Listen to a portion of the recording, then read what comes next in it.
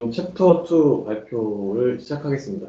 네, 3판에서는 리테일 세일즈가 챕터 3로 되어 있을 텐데, 지금 기준으로 된 게 2002년 판에는, 2002년 판에는 챕터 2가 리테일 세일즈로 되어 있어서, 이제 챕터 2로 표시를 해놨고요.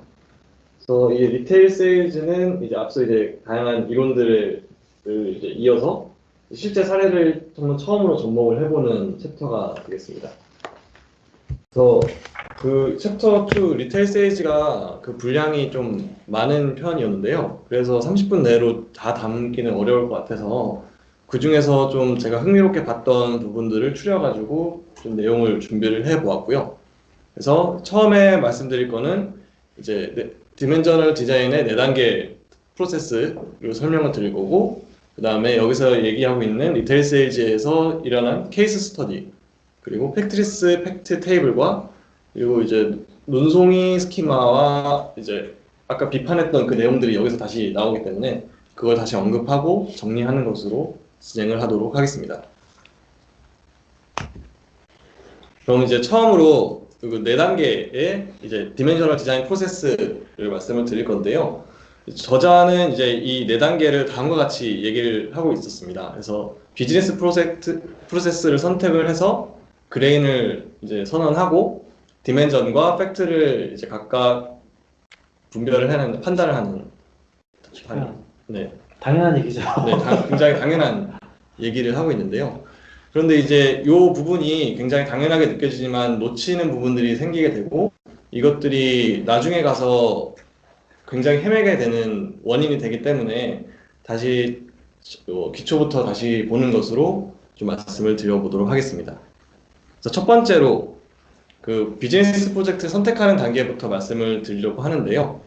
이제 저자는 그 비즈니스 프로세스를 선택하는 것을 이제 가장 그 조직에서 일어나는 가장 로우 레벨의 활동이라고 얘기를 하고 있습니다.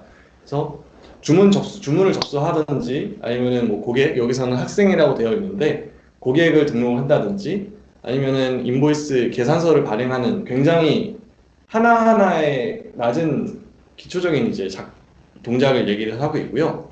그래서 현업 담당자와 얘기를 할 때, 비즈니스 쪽과 얘기를 할 때는 어떤 비즈니스 프로세스를 좀 흥미가 있고 보고 싶냐라고 물어보는 것을 얘기를 하고 있습니다. 하지만 이제 그 현업 담당자들과 이러한 DW 구축이라든지 BI 프로젝트에 앞서서 이러한 얘기들을 나눠보게 되면은 그들이 자신이 뭘 알고 싶어 하는지를 모르고 있는 상황이 많이 발생을 하고 있거든요. 그래서 좀 어떻게 보면 지금은 좀 많이 식상한 얘기가 됐지만 사람들은 보여주기 전까지 내가 뭘 원하는지 모른다라는 이제 스티브 잡스의 얘기가 이 DW나 BI 프로젝트에서도 아직은 유효하다라고 잡스예요? 네, 잡스입니다. 생각을 하고 있습니다. 그래서 예를 들어서 만약에 특정 조직에 가서 DW나 BI를 통해서 뭘 알고 싶으냐라고 물어봤다라고 쳤을 때 이렇게 대답을 할 수가 있을 것 같습니다. 조직 효율성을 좀 제고하고 싶다. 조직 효율성이 그럼 뭘까요? 조직 효율성이 누구는 그런 의사결정 과정을 빠르게 하는 것이 조직 효율성을 좋게 한다고 생각할 수도 있고 어떤 분은 조직을 운영하는 그 비용을 줄이는 것이 효율성을 높인다라고 말씀할 수도 있을 것 같고 아니면 뭐 어떤 일이 일어나는 절차, 업무 절차를 줄이는 거라고 얘기를 할 수도 있을 겁니다. 그래서 이렇게 현업 담당자와 얘기를 하게 되면 어떠한 특정한 프로세스가 나오는 게 아니고 비즈니스, 우리 회사가 나아가야 할 아니면 우리가 이루고자 하는 뭔가의 이상적인 이니셔티브를 얘기를 하게 되는데요. 그래서 저자는 이러한 이제 비즈니스 이니셔티브를 굉장히 이제 좀 많이 담당자와 얘기를 하면서 이제 굉장히 좀 그 이니셔티브를 점점 더 비즈니스 프로세스로 분해해가는 과정을 우리가 해야 된다라고 얘기를 하고 있습니다. 그리고 이어서 이제 비즈니스 프로세스 외의 것도 우리가 좀 중요하게 봐야 된다라고 얘기를 하고 있는데요. 비즈니스 프로세스를 중요하게 봐야 된다고 해놓고서는 그거 외의 것도 다시 그래도 확인을 해야 된다라고 하는 점은 만약에 이제 담당자들이 이게 비즈니스 프로세스라고 얘기를 했다고 쳐도 그 조직에서 그 부서가 부서에 맞추다 보면은 이 중복되는 일들이 발생을 할 수가 있다라고 얘기를 하게 되고요. 그래서 지금 만약에 저희 회사에서 무슨 얘기인지 잘 모르겠어요 지금. 네, 그래서 저도 이제 조금 저도 이제 이거 어떤 예시가 있을까 굉장히 좀 고민을 했었는데, 일단 좀 100% 들어맞지는 않지만 좀 지금 보고 비슷하다고 생각이 드는 게, 지금 저희 회사에서 목요일마다 하는 그 위클리 타임 시트가 있지 않습니까? 지금 저희가 엑셀로도 입력을 하고, 그리고 그 마이 타임 네, 마이 타임 체크에도 입력을 하게 되는데, 그러면은 지금 이게 어떻게 보면 같은 데이터를 담아야 되는 건데 이게 지금 분리가 돼서 입력이 되고 있는 상황이 되는 거고요. 이게 부서별, 어떻게 보면 그 파트별로 나눠서 지금 저장이 되고 있는 중복이 되는 데이터가 발생하고 있지 않나라고, 지금 그 사례를 저는 그렇게 생각을 했었는데, 혹시 어떤 다른 좀 더 명확한 사례가? 근데 자 여기 이거 문자 그대로 해석하면 어떻게 돼요? 첫 번째. 비즈니스 프로세스가 아닌 것에도 이제 관심을 가질 필요가 있다. most nothing인데. 노팅. 노팅이고. 죄송합니다. 예. 그리고 이게 그 부서 단위하고 프로세스는 일치하지 않을 수 있다, 그 얘기죠, 밑에는. 그래서 그 부서별로 요건을 잡으면은 중복이 발생할 수 있는 겁니다, 데이터 쪽에서. 네, 그래서 이런 것도 확인을 해야 된다. 그래서 여기서는 데이터 중복을 피할 수가 없는데, 그 데이터는 그 레이블 설명이나 값이 같은 데이터지만 좀 틀리게 나올 수 있다는 거죠, 부서별로. 네, 그래서 이렇게 비즈니스 프로세스를 잘 선택을 하면 그 다음 단계로 이제 그레인을 찾게 되는데요. 이 그레인이라는 거를 저도 이제 맨 처음에는 책을 보고, 그레인은 저는 아는 단어가 곡식밖에 없는데 갑자기 곡식을 디클레어 한다고 그래가지고 이게 다른 뜻이 있나 찾아봤는데, 그냥 그 나달, 그 채소 단위를 약간 은유적으로 얘기를 하는 거더라고요. 저도 그랬어요, 처음에. 네. 공모를 어떻게 나달 최소 단위로 쪼개는 그런 과정이 필요하다라는 것이고요. 그래가지고 팩트 테이블에 새겨진 이 한 줄을 어떻게 해석을 할지를 이제 정해야 된다라는 얘기가 되겠습니다. 그래서 어떻게 보면 여기 밑에 있는 예시에 써 있는 것처럼 이 한 행이 제품당 1일 재고를 의미할 수도 있겠고요. 아니면은 한 행이 그날 방문한 그 웹사이트의 방문자 수가 될 수도 있을 겁니다. 이렇게 이제 그 팩트 테이블 한 줄이 표시할 수 있는 최소 단위까지 좀 쪼개서 준비를 해 놔야 된다라는 얘기를 하고 있고요. 어떻게 보면은 이 한 줄을 그냥 그대로 읽는 당연한 행위라고도 생각이 드는데, 이 저자는 그렇기 때문에 이런 디멘셔널 모델러들이 이런 것들을 좀 등한시 아니면 소홀히 해서 넘기게 되는 경우가 발생한다고 하고요. 이를 이제 책에서 플리즈 그리고 느낌표까지 쓰면서 제발 그러지 말라라고 얘기를 하고 있습니다. 그래서 이를 좀 소홀히 넘겨서 그냥 당연한 거니까 이거는 그냥 그 한 줄이 나오겠지라고 좀 어설프게 생각하고 넘기면 다음 3단계, 4단계에 가서 도저히 풀리지 않는 벽을 만나게 되고 결국 다시 2단계로 돌아오게 된다라고 얘기를 하고 있고요. 저자도 거의 뭐 20년 넘는 그런 자기의 경험을 통해서 그러한 사례들이 많이 있었기 때문에 이 그레인을 찾는 것에 좀 더 집중을 해달라고 얘기를 하고 있습니다.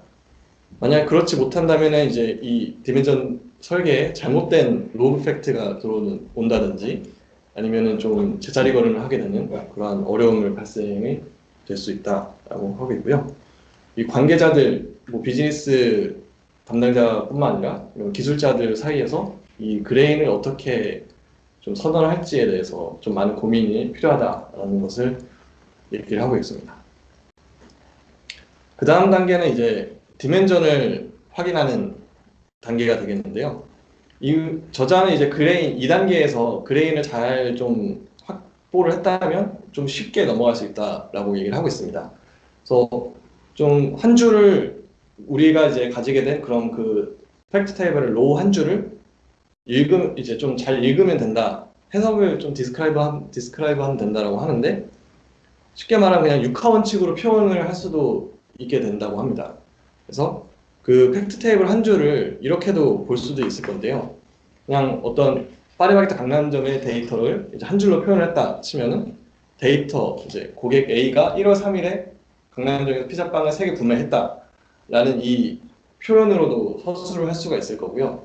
그렇게 되면은 고객이라는 그 고객 디멘전이 보이게 되고 날짜 1월 3일이라는 날짜 디멘전도 보이고 이제 위치 이제 강남점 파리바게뜨 강남점이라는 로케이션 디멘전도 따로 식별을 할 수가 있고 피자빵과 3개라는 그런 인벤토리와 이제 어떤 프로덕트도 식별을 할 수가 있게 됩니다. 이런 식으로 이제 그레인 그 한 줄 쪼개서 잘 만든 이 그레인 하나면 이 3단계는 굉장히 쉽게 그 디멘전을 어떤 걸 써야 될지를 볼 수가 있게 되고요. 그다음에 마지막 4단계는 그럼 마지막에 팩트를 어떤 걸로 할 것인지 식별을 하는 단계가 되겠습니다.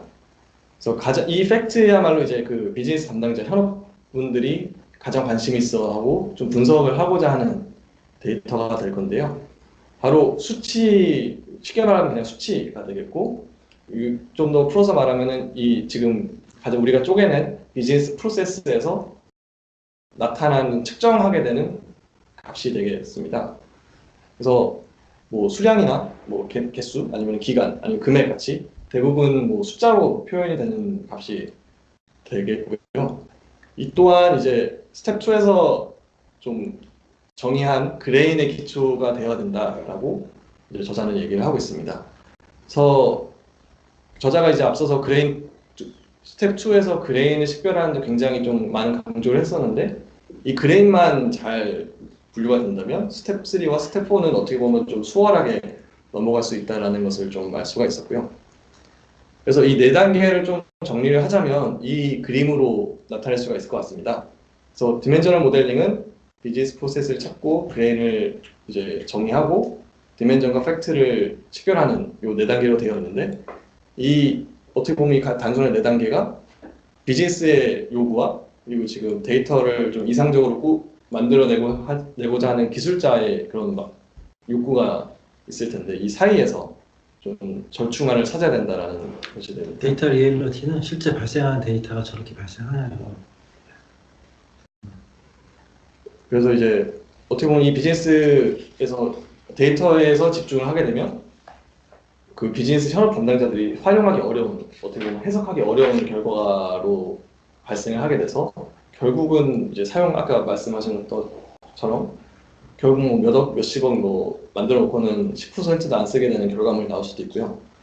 그렇지 않고 너무 요구사항에만 맞추게 되다 보면은 이 테이블이 저기에도 원래 같이 써야 되는 건데 똑같은 내용이 중복이 돼서 발생을 하게 되면서 성능이 저하되고 하는 그런 문제들이 발생을 할 수가 있게 될 겁니다. 그래서 가운데에서 이제 일을 수행하는 사람으로서 이제 현업과 충분히 대화를 해야 된다라고 얘기를 하고 있는데 기술자 입장에서는 그냥 데이터 위주로 보는 게 아무래도 마음이 편할 수 있다라고 이제 저자는 얘기하지만 그럼에도 불구하고 현업과 충분히 의사소통을 해서 좀 절충안을 찾아낼 수 있는 노력을 해야 된다라고 거듭 얘기를 하고 있습니다. 그럼 이어서 이제 케이스 스터디, 여기서 말하는 케이스 스터디를 진행을 해보고자 하는데요. 이 책에서는 100여 개가 넘는 점포를 가진 그런 큰 마트 체인을 얘기를 하고 있습니다. 그래서 이제 경영진들은 이제 수익을 최대화하기 위해서 다양한 것에 대해서 신경을 많이 쓰고 있는 상황이고요. 그리고 이게 이제 해당 마트에서 진행이 되는 매출 전표 같은 거라고 보시면 되겠습니다. 그래서 만약에 이제 저희가 그런 그 경영진과 만나서 좀 얘기를 해봐서 어떠한 것을 보고 싶냐라고 이제 논의를 해본 결과 그러면 이제 그 경영진과 논의하는 게 스텝 1이 되겠죠. 그래서 이제 경영진은 이제 포스 시스템에 쌓이는 고객의 구매를 좀 더 잘 이해하고 싶다라는 대답을 하게 된 겁니다. 그렇게 되면은 이제 이 포스 시스템에 캡처된 그러니까 포스에서 식별된 고객의 구매를 이해하고 싶다. 이 포스에 식별된 게 바로 요게 포스 데이터가 되겠고요. 그래서 우리의 비즈니스 프로세스는 이 코스의 매출 전표가 되겠습니다. 이게 발행되는 게 이제 비즈니스 프로세스가 되겠고요. 그럼 이 비즈니스 프로세스를 최소 단위로 나누는 스텝 2 그레인을 이제 디클레어 해야 되는데, 이 그레인을 한번 여기서 좀 생각을 해보면, 단순하게 보면 그냥 이거 한 장이 그레인 아니야? 라고 할 수도 있을 것 같습니다. 그래서 내가 만약에 고객 A라서 고객 A가 이 구매를 받은 이 영수증, 그러면은 이 고객 A가 구매했다, 이 로 하나로 나타날 수 있지 않냐? 라고도 할 수 있는데, 저자는 여기서 더 들어가서 이 한 장이 아니고 여기서도 이 로 하나가 그레인다 라고 얘기를 하고 있고요. 그래서 이 매출 전표에 나타난 이 품목 하나하나와 이 품목 하나의 가격 같은 이 한 줄이 이제 여기서 케이스 스터디에서 이제 선언이 된 그레인이 되겠습니다. 이 3단계는 이제 이 그레인을 기초로 디멘전을 좀 식별을 하게 될 건데요. 전표를 좀 보면은 몇 가지를 좀 눈에 들어오는 게 있을 겁니다. 보시면 여기 주소, 이제 여기에서 주소가 네, 보이고요. 그리고 여기 캐셔가 보이고, 상품과 날짜, 그리고 이제 각종 가격들이 보이게 되는데요. 그래서 이를 이제 아까처럼 6화 원칙을 들어서 한번 확인해 보면, 그러면 앨런이 언제 2013년 4월 15일에 어디서 여기 그린에서 네, 무엇을 이런 스파키 투스페이스트를 어떻게 쿠폰을 써서 30센트를 할인해줬다 라고도 읽을 수가 있겠고요. 여기서 조금 더 더한다면은 캐시로 구매했다 라고까지도 넣을 수가 있을 겁니다. 그래서 우리는 이 한 줄을 그레인으로 나눴기 때문에 만만치 않네요, 모델이. 그래서 이제 6화 원칙을 들어서 좀 어떻게 보면 좀 수월하게 디멘전을, 그래서 우리가 필요한 거는 그 직원 탭 디멘전이 필요하겠다. 그리고 날짜 디멘전도 필요하겠다. 그리고 이제 뭐 각종 지점 디멘전, 그리고 상품 디멘전, 그리고 지금 여기는 할인도 적용이 됐기 때문에 그 할인에 대한 디멘전도 이제 식별을 해낼 수가 있게 되는 거고요. 이게 사실 쿠폰이 있다는 얘기는 뭔가 프로모션이나 뒤에 캠페인 이런 것도 있을 것 같고, 쿠폰 유효기간 종료부터 해서 뒤에 막 이제 누구 시켜야 돼요 이제. 예. 정대리. 네. 그리고 이제 팩트는 아까 이제 그러면은 요 프로세스에서 어떤 거를 수치로 보고 있느냐였는데요. 그래서 수치로 보고 있는 것은 돈이 되겠습니다. 여기서 이런 달러 센트 단위가 되겠고요. 그래서 지금까지 이제 1단계와 2단계, 3단계, 4단계를 천천히 잘 이제 식별을 해내고 이제 해놓았고요. 매출액도 있고 쿠폰 할인 금액도 있고 아이템 카운트가 있으니까, 사실 이 아이템 카운트 나누기 하면은 평균 그 판매 단가가 나올 테고, 그러면 얘를 고객하고 엮으면은 뭐 객단가 가치 이런 것도 나올 수 있고, 되게 무궁무진하네. 하는 기간을 엮으면 기간별 평균 가격이 있는 판매량은.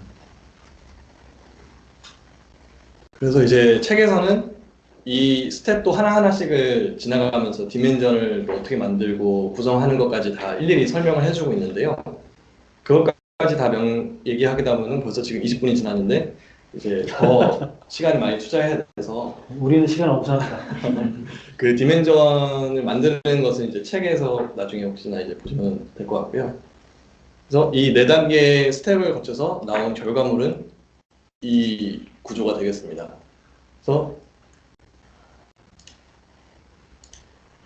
아까 보신 것처럼 이제 데이트, 언제 샀는지, 구매가 이루어졌는지가 나오는 데이트 디멘전, 어떤 지점인지 나오는 스토어 디멘전, 그리고 누가 캐셔였는지, 아까 앨런이었죠? 그 앨런이 나오는 캐셔 디멘전, 그리고 프로덕트, 어떤 프로덕트였는지, 그리고 아까 쿠폰이 쓰였기 때문에 프로모션 디멘전도 들어가 있고요. 여기는 페이먼트 메소드에서 아까 캐시로 했었는데 뭐 캐시일 수도 있고 카드일 수도 있고 하니까 그런 것들까지 디멘전으로 해석한 대로 잘 구조가 결과물로 나온 것을 확인할 수가 있고요. 이것들이 이제 팩트 테이블과 이어져서 아까 먼저 발표해 주신 것처럼 필요한 데이터는 이제 팩트에 잘 들어가 있지만 좀 더 이 팩트를 설명해 주는 디멘전은 이 포린 키로 잘 이어져 있는 것을 확인할 수가 있습니다.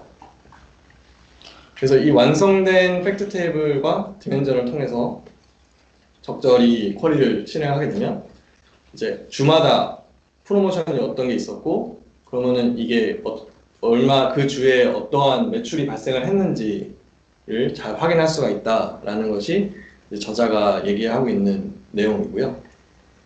그래서 책에서는 이제 이 스텝 4가지의 과정과 결과는 이렇게 설명을 하면서 한 가지 덧붙여 설명을 하고 있는 게 있었습니다. 바로 이제 팩트리스 팩트 테이블인데요.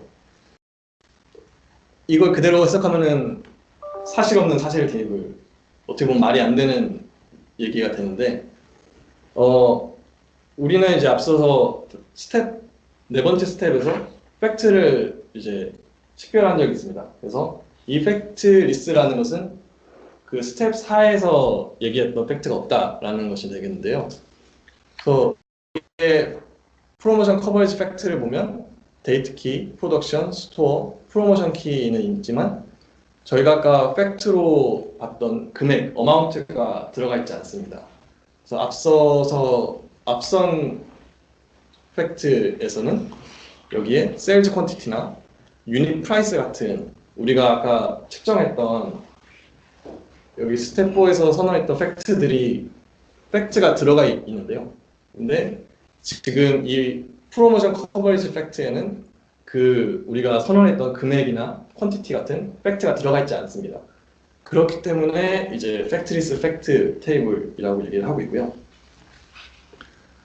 그래서 이 팩트리스 팩트 테이블은 프로모션에 대한 팩트리스 팩트 테이블이 되겠고, 그래서 이 프로모션 테이블은 프로모션이 일어난 기간, 데이트, 프로모션이 진행된 지점, 그리고 프로모션이 어떠한 제품에 어떻게 적용이 되었는지를 말해주는 테이블이라고 할 수가 있습니다.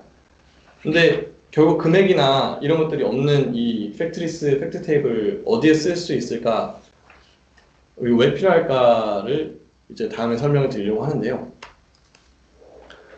지금 저희가 아까 4단계를 거쳐서 만들었던 팩트 테이블은 그 금액이 있어야지 데이터가 저장이 됩니다. 그래서 매출이 하나라도 있어야지 금액이 1이라도 발생을 했어야 그 데이터에 저장이 되겠는데요. 근데 만약에 팔리지 않는 품목이 있었다. 그러면 당연히 이제 팩트가 0이기 때문에 그 테이블에는 저장하지 않게 되겠죠.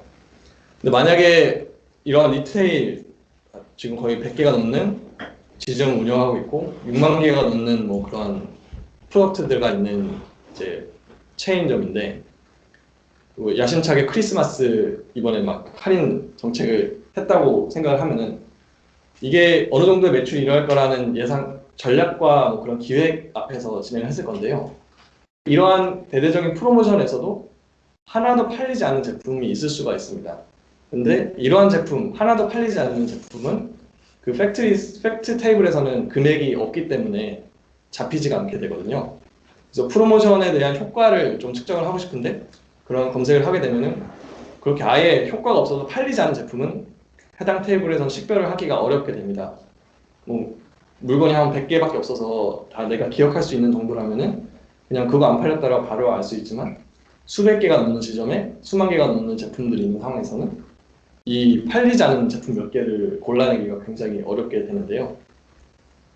그런데 이제 이 팩트리스 테이블이 같이 있다면 이 팩트리스 팩트 테이블에서 크리스마스 프로모션을 따로 검색을 합니다. 내가 그 효과를 확인하고 싶은 프로모션을 이제 쿼리를 해서 그 실제로 매출이 일어난 팩트 테이블과 비교를 해보게 되면은 뭐 뺀다든지 더한다든지 하게 되면 목록만 관리하는 팩트네요, 어떻게 보면. 네, 그렇습니다. 그 프로모션에도 불구하고 팔리지 아예 효과가 없었던 그런 제품들을 따로 걸러낼 수가 있게 되겠고요. 그러면 그런 대형 소매점에서는 왜 그거는 팔아도 팔리지 않았나, 그 프로모션에 있었음에도 그런 것들을 좀 더 확인할 수가 있게 되는 비교할 수 있는 테이블이 되겠습니다.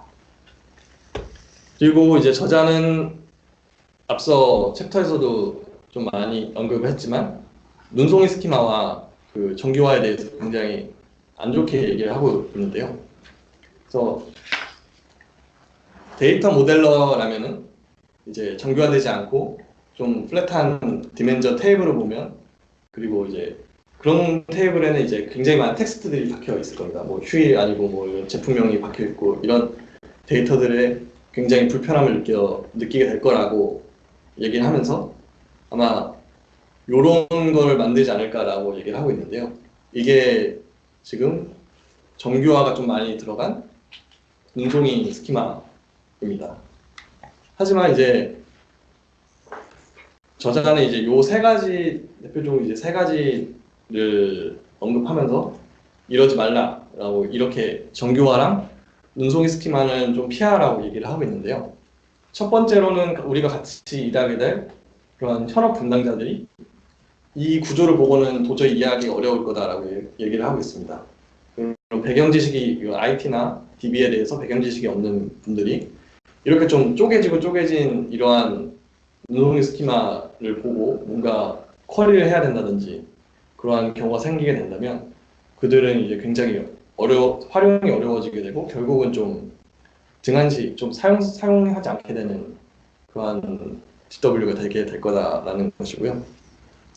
그리고 이렇게 쪼개지고 지금은 이제 뭐 몇 개가 안 되지만 이게 뭐 몇 개가, 수십 개가 또 이제 엮이고 나아가 이제 뭐 수백 개가 엮이게 되는 상황이 된다면 이 조인이 서로 조인 하면서 일어나는 그런 과부하가 생겨서 쿼리의 그런 성능 저하가 같이 발생할 거고, 그리고 이 정교화를 통해서 얻을 수 있는 뭐 데이터를 절약한다, 뭐 저장 공간을 확보한다라는 미명하에 이제 뭐 이런 정교화를 보통 하게 되는데, 이렇게 된다면은 그 정교화를 통해서 얻을 수 있는 데이터를 아끼는 건 1% 정도밖에 안 된다라고 저자는 얘기를 하고 있고, 그래서 이 정교화에 쏟는 시간과 노력은 약간 그냥 시간 낭비이니까 그런 거에서 좀 집중하지 말고 피하라라고 얘기를 하고 있습니다.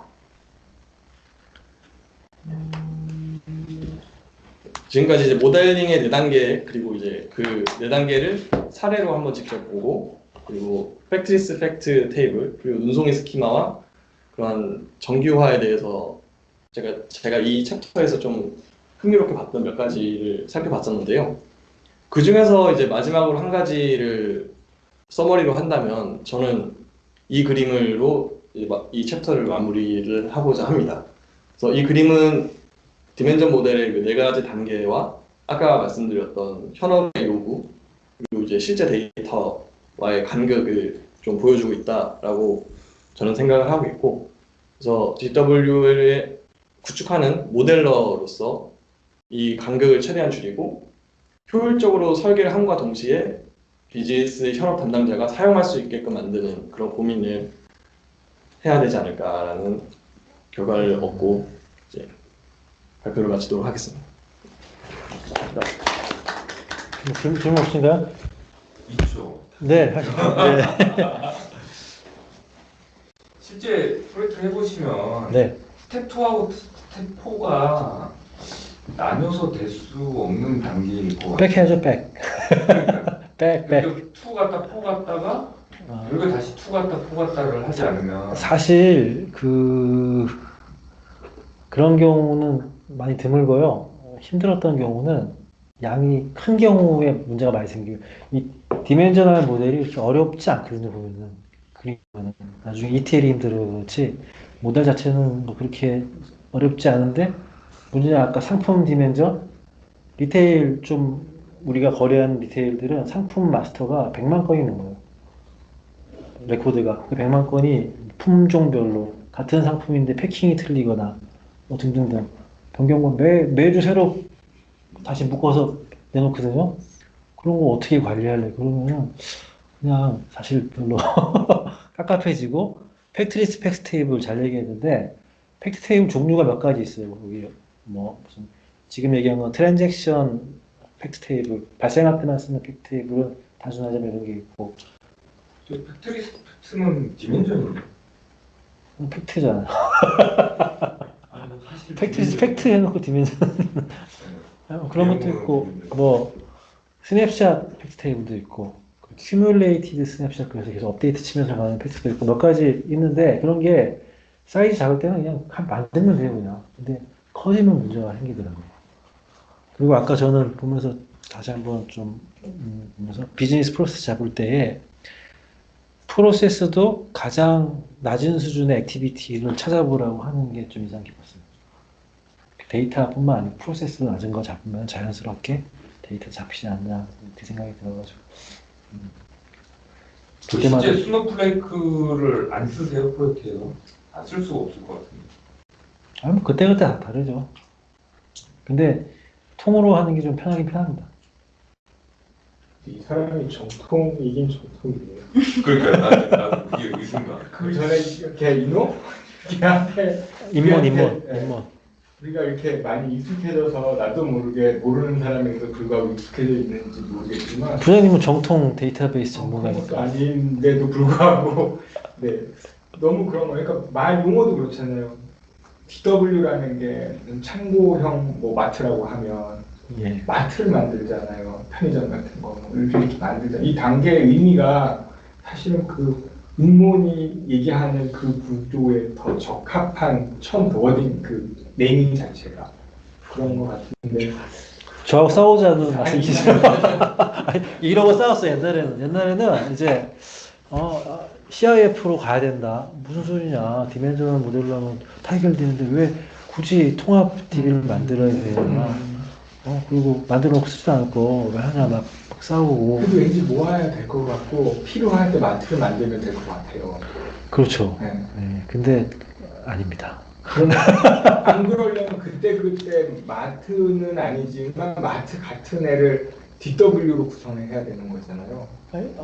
이제 버스 아키텍처를 이해하게 되시면은 그런 얘기 하십니다. 버스 배우시죠. 네, 버스 아키텍처. 근데 저것도 저 예전에 그 막 많이 했던 게 여기에 디멘전 테이블의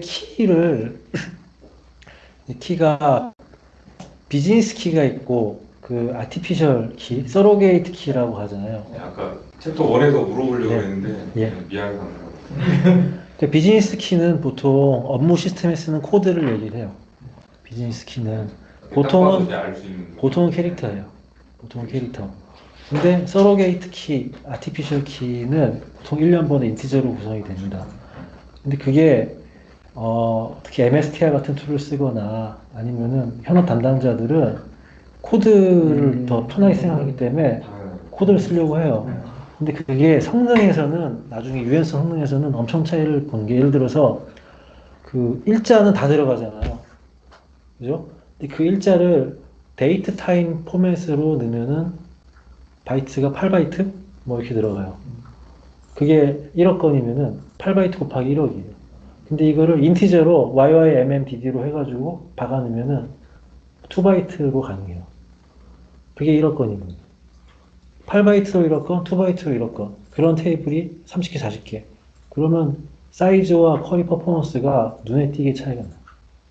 근데 사실 제가 물어보고 싶었던 네. 건 아까 챕터1에서 물어보고 싶었던 건 그런 가상키도 있지만 지금 아까 얘는 그런 게 없었는데 디멘전에 PK가 컬럼이 2개인 것들이 있을 수 있잖아요. 그런 건 이제 하나의 그 키, 일단 단일 키를 권고하니까. 그거를 이제 공고가 하나의 단위기에. 예.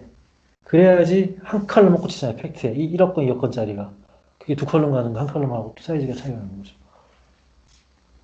대체 키를 만들어서. 네, 그렇죠. 그러니까 이제 거기서 그렇다는 거는 계속 이렇게 새끼를 쳐도 되는 거에 대한 얘기가 아니고 또 한 가지는 비즈니스 유저가 그 모델을 쉽게 수용해야 된다. 키가 여러 개가 되고 이렇게 정교화가 되면은 알아보기가 어렵잖아요. 쉽지가 않아진다. 그래서 아까 inevitable, struggle, 컴플렉스 이런 얘기 나오잖아요. 다 여기 다 생각해서 일리가 있게 썼는데 많이 그런 얘기를 하세요. 그러면 고객이 그렇게 하고 싶다면 이제 맞춰드려야죠. 저희는 또 돈 내시겠다는데 뭐. 그러니까 예를 들어서 어떤 의미가 연, 월, 엔드 부서에 디멘전이 있으면 연월하고 부서를 붙여서 키를 하나를 만들라는 거잖아요. 그렇지 않고요. 그런 기법도 뒤에 나와요. 보면은 뒤쪽에 보면은 그 작은 디멘전들이 있거든요. 그러니까 뭐 YM만 들어있다든지 남녀 이런 것들은 걔를 잘라가지고 이렇게 하는 방법도 있고 걔의 조합을 하나로 지금 말씀하신 것처럼 해서 하나로 합치는 경우도 있고 그리고 이제 제가 읽은 것 중에 지금 그 의원님한테 답변할 만한 그런 문구가 그거는 디자이너 설계자의 재량이다. 설계자가 애매한 경우는 설계자가 선택한다. 그러니까 이게 보면 이게 디멘전인지 팩트인지 애매한 것들이 있어요. 디멘전인지 팩트인지 애매한 것들이 있거든요. 선택할 때 걔를 디멘전으로 분류할 거냐 팩트로 할 거냐는 설계자의 몫이고 설계자가 책임지는 거죠. 결국엔 스노우플레이크도 경우에 따라 쓸 수밖에 예, 없는. 맞습니다. 어떤 툴은 스노우플레이크 쓰는 게 좋은 경우도 있고 이제 BI에 따라서. 툴도 생각해야 되거든요. 코그너스하고 뭐 MSTR 보면은 MSTR이 그런 게 있었던 것 같아요. 직계 테이블도 여러 개 있는데 내가 주는 쿼리가 1단위로 하는 요건이 들어가면은 내가 알아서 1단위 테이블을 쿼리가 만들어지고 내가 월이나 연을 찍으면은 월이나 연직계 테이블을 뒤지고 이걸 되게 그 뭔가 좀 유연하게 자동으로 쿼리를 만들어주는 기능이 있더라고요. 코그너스는 그게 안 돼요. 코그너스 BI2는 같은 아우롤랩인데 MSTR이 되게 느려요. 느리죠. MSTR 쓰는데. 여기 공공연한 장소에서 변경을 해서 그렇습니다. 네, 그리고 고객님한테 대놓고. 네, 근데 그렇게 작동하려면은 그 일자 테이블 같은 이런 쪽이 약간 정교화가 돼 있어야지 걔를 그 풀어주더라고요. 그런 테이블 풀고 할 때 그런 것들도 있긴 하더라고요. 근데 뭐 통이 사실 좀 좋은 것 같습니다. 분석적으로. 근데 뭐 케이스 바이 케이스고 설계자의 권한이다. 정답이 어디 있겠습니까? 네, 저 늦은 시간까지 오늘 감사합니다. 오늘 여기까지 하겠습니다. 수고하셨습니다. 수고하셨습니다.